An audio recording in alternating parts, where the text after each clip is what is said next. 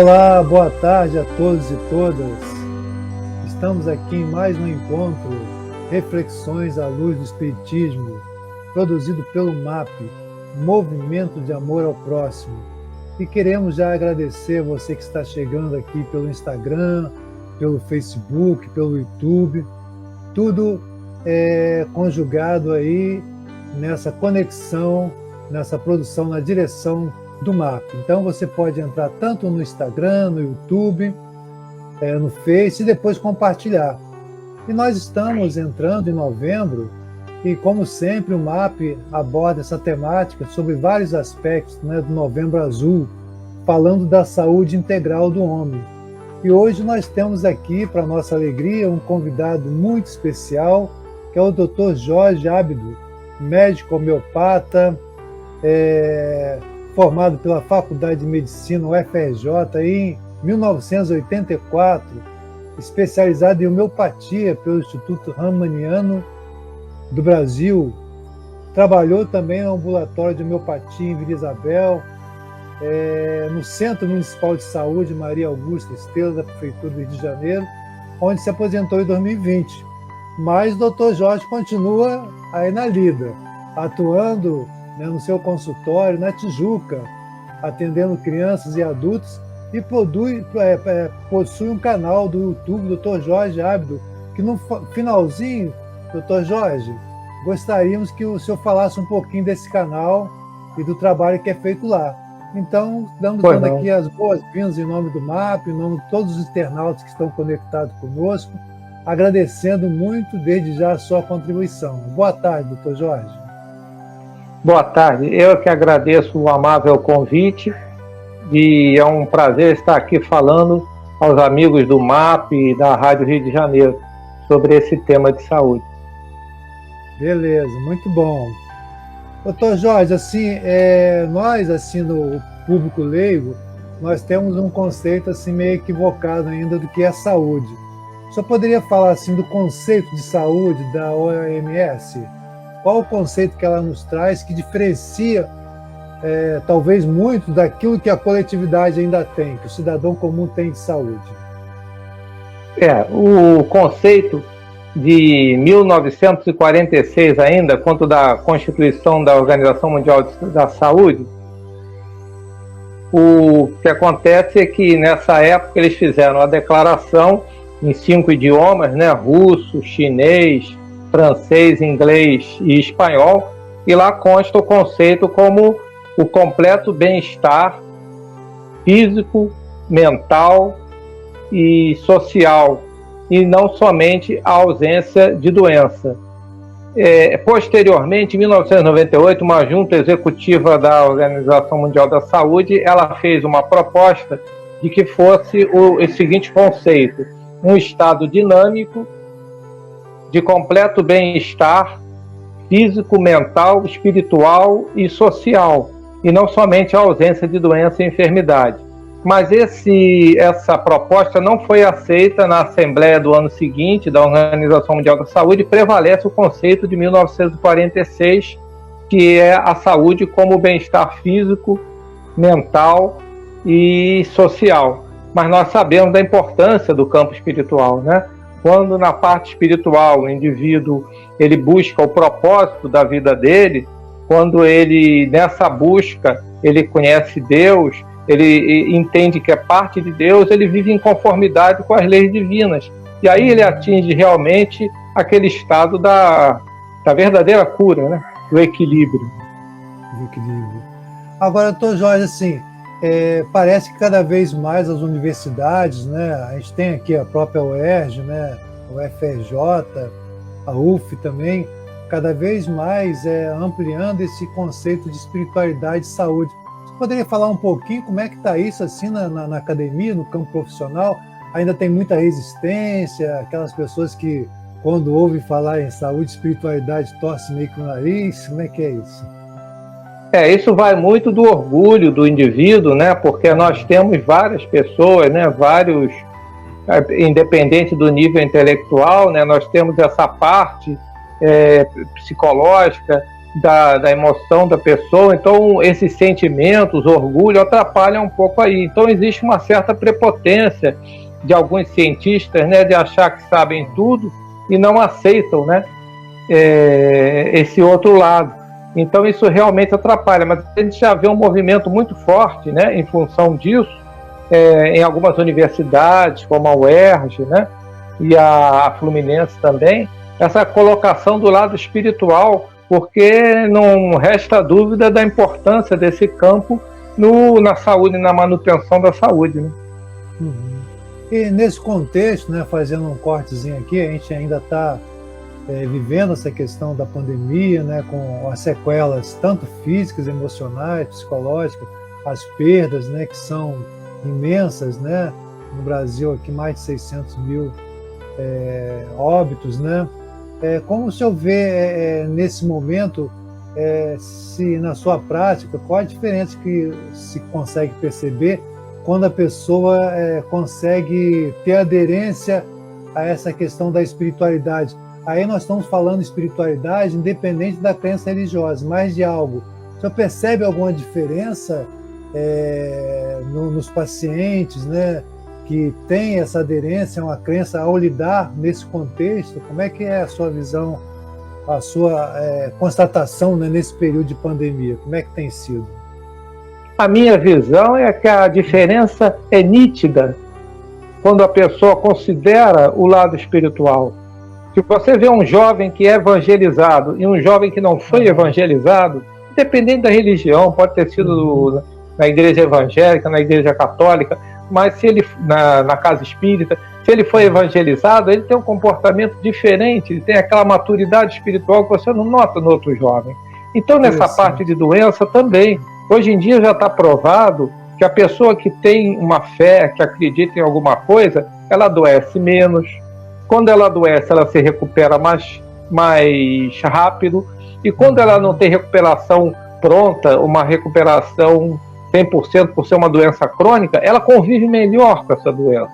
Então isso já está demonstrado, né? E nessa hora de pandemia também, nós temos uma fé, nós temos uma base, né? Nós sabemos que não estamos sozinhos, então tudo vai passar, né? Como dizia o Chico Xavier, tudo passa. Então é questão de passar aquele momento, demonstrar fé e aproveitar o grande ensinamento, né? Um dos grandes ensinamentos que nós estamos tendo nessa pandemia é aprender a conviver com o outro, que tem um comportamento diferente e que tem uma ideia diferente, seja por ideologia, então nós temos que aprender a conviver com o outro, que não pensa como a gente. Porque hoje a gente vê um sentimento muito agressivo, né, contra essa pessoa que pensa diferente. Então acho que traz esse ensinamento da gente aprender a conviver também. Mas é claro que a pandemia seria muito pior se nós não tivéssemos a confiança que temos, né, cada um com a sua fé, e acredita num amanhã sempre melhor, né?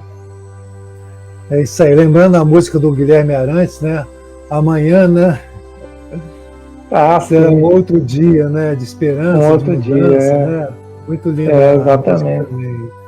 Então, cai bem, né? Quem está chegando agora, quem está nos dando a alegria, o prazer de estar conectando aqui com o MAP, pelo Instagram, pelo YouTube, pelo Face, estamos aqui com o Dr. Jorge Ábido, conversando sobre a saúde integral do homem, nesse mês de novembro, Novembro Azul. Deixa aí a sua participação, deixa a sua contribuição, a sua indagação, a sua reflexão sobre essa abordagem, que é uma abordagem diferenciada, integrativa, né? Quando a gente escuta um profissional da área de homeopatia. Então, assim, é um outro alastro, né? Um outro olhar, um outro entendimento. Então, deixa aí a sua reflexão e a sua pergunta, a sua participação. Doutor Jorge, e agora fazendo assim um comparativo em relação à questão da dificuldade do homem de procurar a consulta médica, coisas que nessa área, né, o Outubro Rosa, por exemplo, né, já é uma campanha aí que tem bastante aderência. A mulher já tem isso já há bastante tempo, uma cultura maior de ir ao médico. E o homem? Qual é o desafio maior do homem e da onde origina assim, tanto medo comparado com a mulher de procurar um médico nessa área especificamente, da questão do câncer de próstata. Como é que o senhor vê isso? Como que a gente pode ajudar a nós mesmos, falando aqui pela representação masculina? Certo. Realmente, há uma diferença na morbimortalidade entre o homem e a mulher, né? A mulher se cuida mais, a mulher tem um comportamento preventivo melhor, a mulher vai mais ao sistema de saúde, né? Então, assim, ela tem um resultado diferente, ela vai colher um resultado diferente, né? O homem não, o homem ele vai menos ao sistema de saúde, ele morre mais cedo, ele tem mais um comportamento de risco do que a mulher, ele é mais suscetível a doenças ligadas ao comportamento de risco, como fumo e álcool. Então, ele tem essa diferença.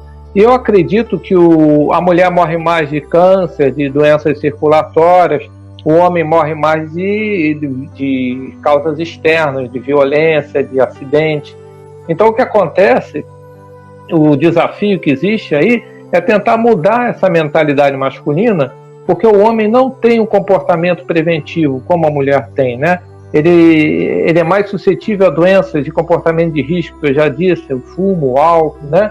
O homem tem também uma falsa percepção de infalibilidade física e mental. Ele às vezes acha que é o super-homem, que nada vai acontecer com ele, né? Existe essa diferença. E no tocante ao câncer de próstata, existe o preconceito masculino contra um dos exames de rotina, que é o toque retal, né? Que é uma coisa muito importante para você fazer o diagnóstico precoce. Tá certo. Então, esse desafio... Então, teria que mudar essa mentalidade do homem, né? E uma forma de mudar é o amor, né? Se ele ama a família, se ele ama os filhos, se ele ama a esposa, e se ele quer continuar ao lado deles para orientar, então esse amor deve movê-lo a mudar esse tipo de pensamento e se preservar. Interessante, né? A questão do amor, né? Do autocuidado e do cuidado com o outro. Mas assim... Você vê que o amor é sempre o caminho, né? O amor é sempre o caminho. Nossa, uma boa fala. O amor é sempre o caminho. Mas existe assim... você acha que em termos de políticas públicas, em cuidar da saúde do homem, o que tem sido feito? O que o senhor acha que ainda falta fazer em relação ao poder público de fazer uma sensibilização maior em relação a isso? Você acha que está indo bem ou a gente está distante ou muito distante ainda do que se faz em relação à saúde da mulher? Falando do poder público. Isso varia, né, de acordo com as políticas de saúde de cada governo, né? Tem governo que fica mais próximo do povo, tem governo que fica mais afastado do povo.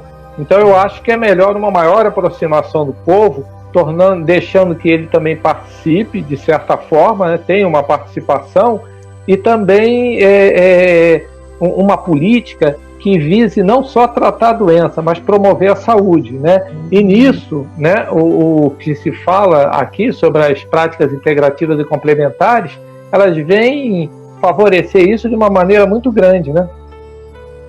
Bacana.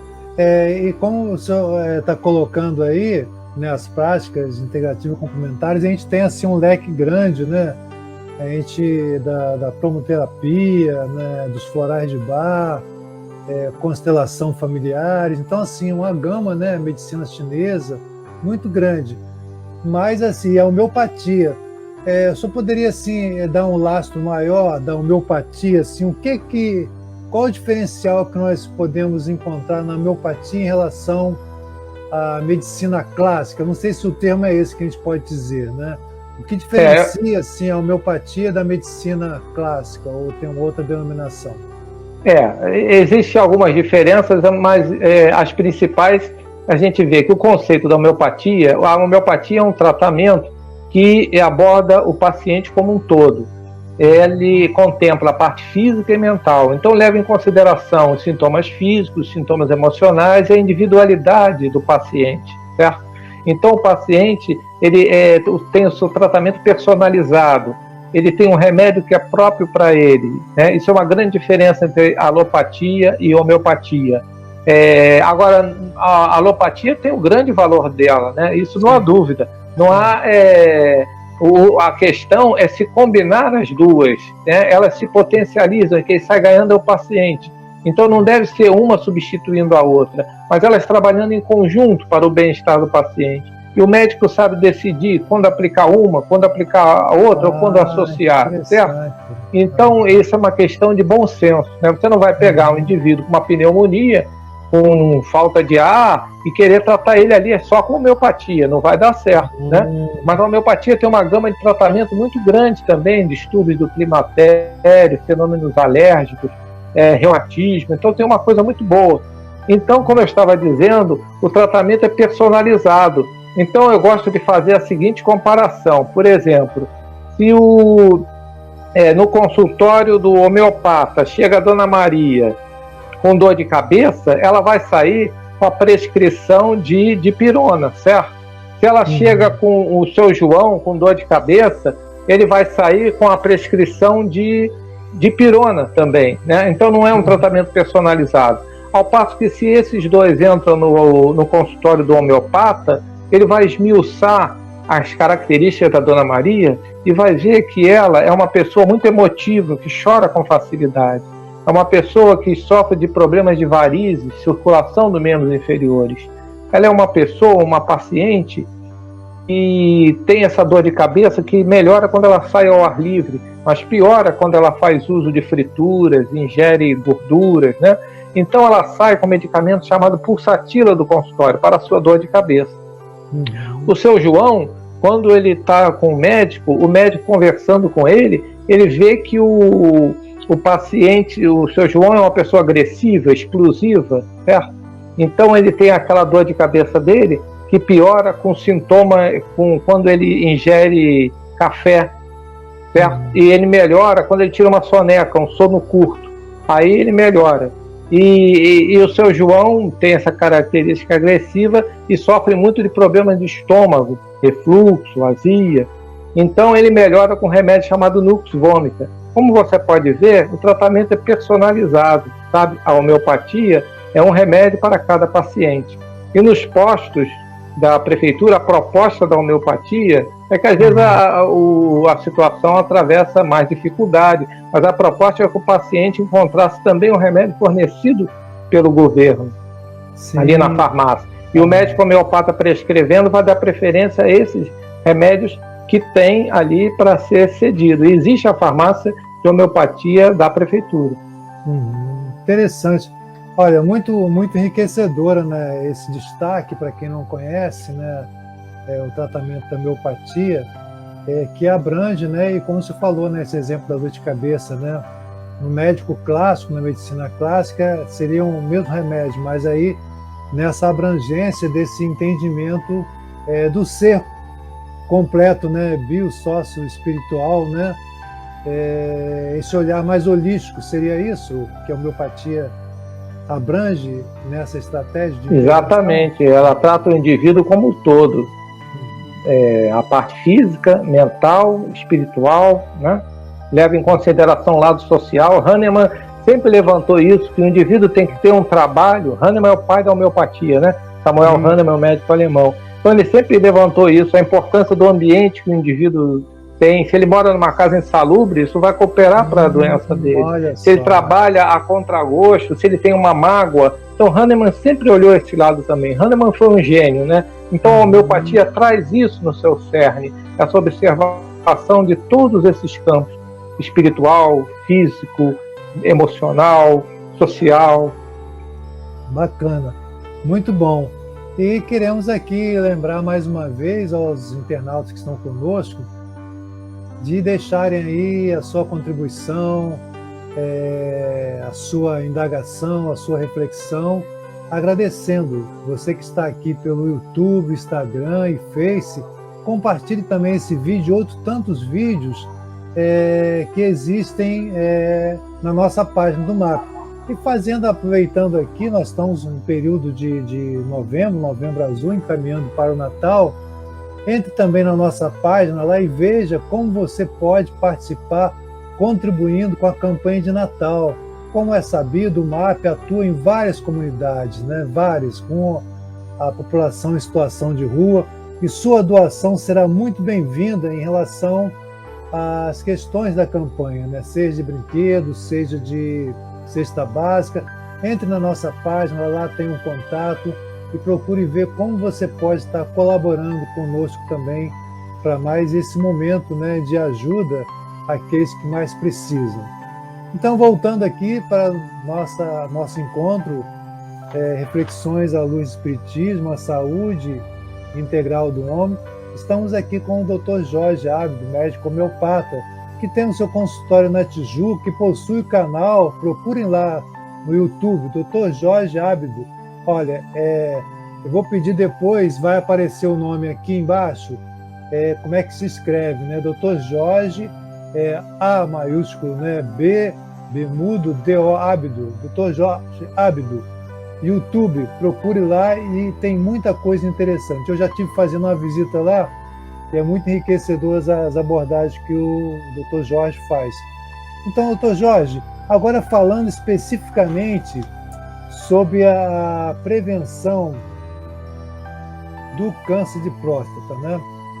É possível prevenção, tratamento? É possível prevenir?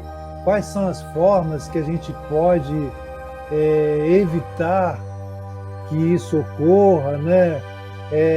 Além de ir ao médico, né, naquela rotina dos exames, né, do toque, do PSA e tal, o que mais a gente pode ter como prática de prevenção ao câncer de próstata?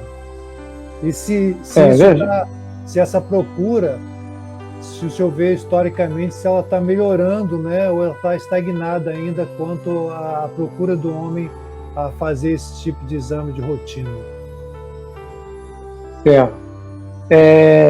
Realmente essa prática é importante, mas numa pesquisa feita, notou-se que 40% dos homens, apenas 40% dos homens, eles iam ao urologista, já tinham ido ao urologista. Então isso aí é uma coisa que preocupa. A questão da prevenção do câncer de próstata, veja só, por uma questão geral de saúde, é claro que se o indivíduo tem um bom comportamento no sentido de ter um bom sono, uma boa alimentação, prática de exercício físico, ele vai ficar menos doente. Doenças de uma maneira geral, inclusive o câncer. Mas especificamente para o câncer de próstata, não se notou uma relação nesse sentido em relação ao câncer de próstata. Então, o que nós temos que fazer realmente é o diagnóstico precoce, porque o início é silencioso. Então, tem que combinar esses exames de ambulatório, o exame do toque retal com a dosagem do PSA, para se fazer o diagnóstico precoce, numa fase que ainda está o câncer silencioso, e aí tomar as devidas condutas. E essa questão do PSA e do toque retal devem ser feitos na mesma época, porque um tem uma percentagem de acerto e o outro tem outra percentagem. Quando se junta os dois, ou seja, realiza os dois na mesma época, a chance de você descobrir um câncer de próstata é maior. Então daí a importância de fazer os dois, né? Porque como existe esse preconceito, muitos homens só fazem o PSA e isso se sabe que não é suficiente. Pode você ter um PSA falso negativo, falso positivo, um PSA, né? E o indivíduo com toque encontraria, porque, veja só, a próstata, ela fica embaixo da bexiga e na frente do reto. Então quando ela aumenta, ela pressiona o canal do reto. Por isso que se ela aumentar muito, podem sair fezes em fitas, afinadas, né? Então essa proximidade permite que o toque retal identifique a consistência da próstata, se ela é macia, se ela está muito dura, pétrica, aí você desconfia de um tumor, certo? Então é preciso associar os dois. Também pela anatomia, como ela está abaixo da bexiga, ela quando aumenta, ela muda o assoalho da bexiga, a conformação, pode reter urina e aí o indivíduo fazer infecção urinária. Então essa anatomia explica muita coisa. A próstata é uma glândula que ela abraça a uretra quando ela sai da bexiga e vai para o pênis. E isso que ela abraça, quando ela cresce, ela estrangula a uretra. Se estrangular muito, a dificuldade de urinar diminuindo o calibre do jato. Se estrangular pouco, diminui só o calibre. Se estrangular muito, ele interrompe o fluxo, fica aquela urina gota a gota. Então, essa anatomia explica tudo. Agora, a questão, então, é fazer esses dois, porque aumenta a chance de detectar o câncer de próstata. Perfeito. Agora, assim, o que surgiu aqui, com o advento da internet, cada vez mais, né, existem aquelas consultas, as pessoas saem pesquisando e não tendo esse olhar abrangente que a homeopatia está dando, só está descrevendo para a gente. Às vezes a pessoa pode se precipitar, ver alguma coisa, acha que é aquilo. Qual é o risco da pessoa estar buscando, muitas vezes, só... Porque tem muita coisa boa na internet, mas a gente sabe também que tem muita coisa que realmente não procede, né? E tem que separar o joio do trigo. Como é que é isso aí, né? Tem que separar o joio do trigo. Realmente, a internet, a gente pode usar, fazer um bom uso ou pode fazer um mau uso, né? Então, o indivíduo, essa internet traz muito conhecimento, mas não substitui a consulta médica, né? Isso aí é sagrado. O indivíduo tem que fazer isso periodicamente, né? Pelo menos uma vez por ano, o homem tem, principalmente depois dos 50 anos, né? Deve fazer o seu PSA anual, seus exames, né, de rotina, incluindo o PSA, e o urologista fazer o toque retal. Isso é importante. Então, a internet, ela ajuda porque ela distribui conhecimento, mas muitas vezes tem que ver a fonte desse conhecimento, porque às vezes tem coisas ali que não são corretas, né? Então, olhar a fonte, mas nada substitui a consulta médica presencial, né? Então aí nós temos que estar nos trabalhando, né? Essa parte masculina de vencer esses receios, vencer esses medos, vencer essa crença e ter a prática realmente de buscar a consulta médica, né? Com regularidade, né? Sim. Claro, e o PSA também, a gente deve ressaltar que quando o indivíduo for realizar a coleta de sangue para o PSA, ele tem que evitar 48 horas antes ter a relação sexual ou andar de bicicleta, a cavalo, motocicleta, porque pode propiciar um exame falso positivo, né? Olha, então, 48 horas antes do exame, ter esse cuidado, sim. Ter esse cuidado, né? Nós já estamos chegando no finalzinho, passa rápido. Você que está aqui com a gente, deixe a sua contribuição, a sua indagação, a sua reflexão. Queremos agradecer muito aqui a sua participação nesse momento que estamos aqui com o Dr. Jorge Ábido, conversando sobre a saúde integral do homem, né? Agora, Dr. Jorge, nós temos uma questão que gostaria que o senhor falasse, né? Agora, mais para o final, né? Sobre essa questão assim de discussão sobre a validade da homeopatia. Quer dizer, a homeopatia já tem quantos anos que já é praticada? Mais ou menos quantos anos? Pois ela surgiu no século XVIII, né? Então, no século XVIII, né? Então já tem aí mais de 200 anos, né? E no Brasil, a homeopatia, quando ela surgiu, como eu não entendi. Ainda existe assim debates querendo questionar ainda a validade da homeopatia? Existe isso? Sim, existe. E é preciso tomar cuidado. Se você gosta da homeopatia, você tem que ficar atento, porque existem alguns movimentos que de repente falam que a homeopatia não tem comprovação científica, e não é verdade. A homeopatia tem trabalhos científicos de faculdades de peso, a UFRJ, a Universidade Federal Fluminense. Eles fazem muita pesquisa com homeopatia que comprova o efeito científico, com trabalhos duplo cego, randomizado, todos aqueles requisitos necessários para a fidedignidade do resultado. Então, isso aí muitas vezes é lançado por pessoas que estão incomodadas com o sucesso da homeopatia, né? Que tem que dividir o seu lucro, né, com essas outras medicinas, né? Com a homeopatia, com a acupuntura, que o indivíduo, assim, ele vai usar menos remédio, né? Então, não vão vender remédios como gostariam, né? Então existe isso aí, atrapalha na parte econômica. Então existe essa visão também gananciosa que faz a pessoa divulgar essa história de que a homeopatia não tem comprovação científica. Mas se você for pesquisar, o pessoal fala muito num trabalho australiano que mostrou que a homeopatia não funciona. Veja só, se ele for esmiuçar, ele vai ver que esse trabalho australiano não convidaram um homeopata para participar do trabalho, porque para interpretar aquilo ali precisa ter um entendimento, né? Sim, e alguns envolvidos no trabalho já tinham campanha antes contra a homeopatia, então existe aí um conflito de interesse, né? Então é preciso, quando se tem uma notícia, né, que a gente vê muito na mídia, esmiuçar e saber se aquilo ali tem procedimento ou se é levado por algum interesse oculto, né? Perfeito. Interesse econômico, né, principalmente, né?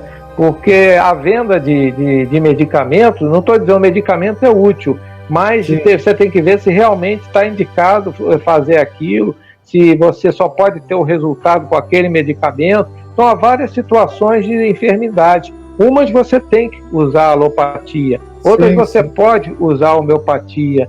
E a alopatia não é dispensável, mas as duas se complementam. É isso que eu quero levar ao conhecimento do público, né? Elas se completam para benefício do paciente.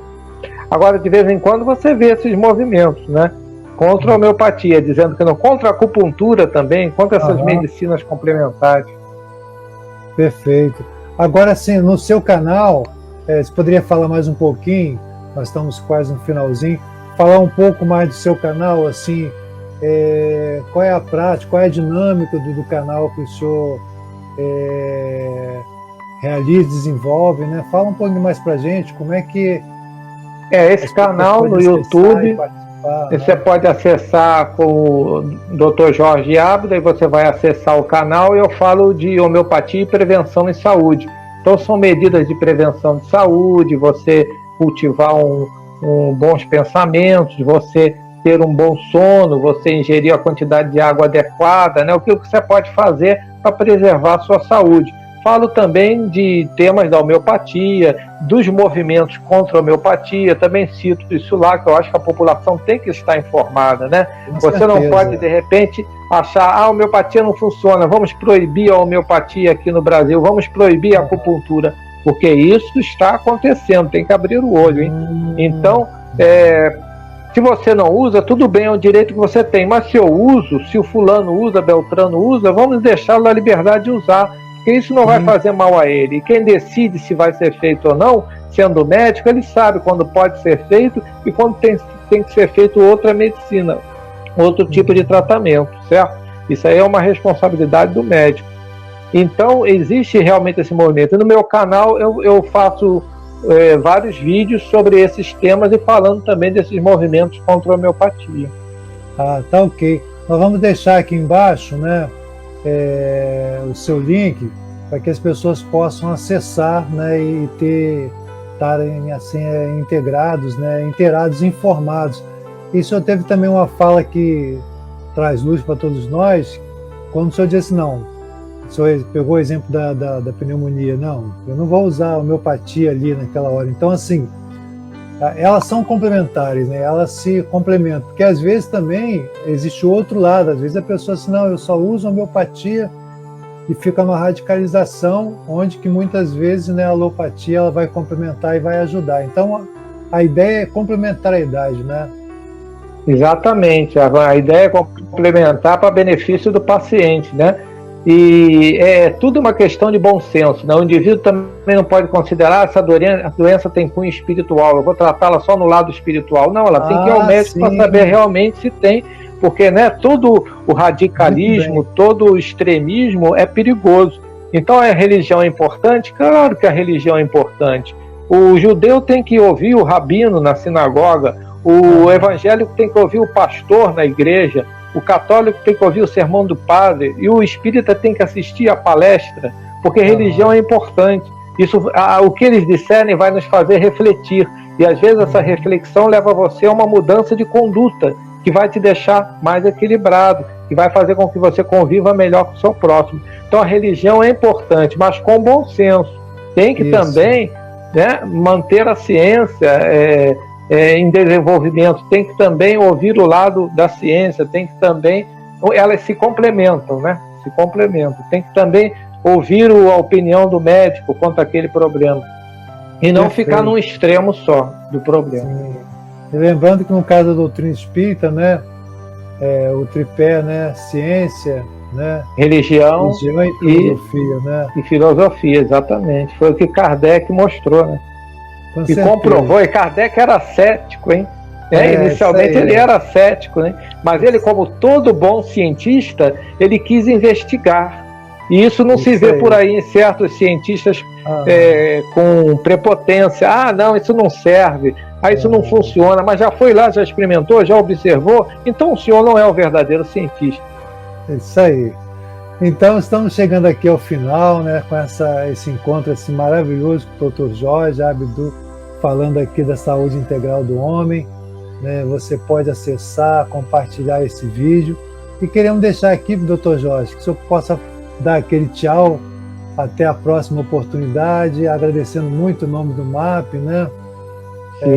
Essa grande contribuição e graças a Deus, né, a audiência, a frequência do MAP, né, é uma das maiores, né, e beneficia muita gente com entendimento, né, nós estamos aí com centenas de vídeos, né, só a pessoa entrar lá na página e vai encontrar algum tema que acha interessante, né, falando da saúde, falando da espiritualidade, da ciência, da família, vários temas muito relevantes.